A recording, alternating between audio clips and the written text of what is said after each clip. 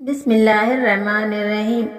شروع کرتی ہوں اللہ تعالیٰ کے نام سے جو بڑا مہربان نہایت رحم والا ہے۔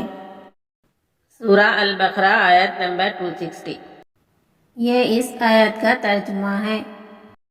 اور جب ابراہیم علیہ السلام نے کہا کہ اے میرے پروردگار مجھے دکھا تو مردوں کو کس طرح زندہ کرے گا، اللہ نے فرمایا کیا تمہیں ایمان نہیں؟ جواب دیا ایمان تو ہے لیکن میرے دل کی تسکین ہو جائے گی۔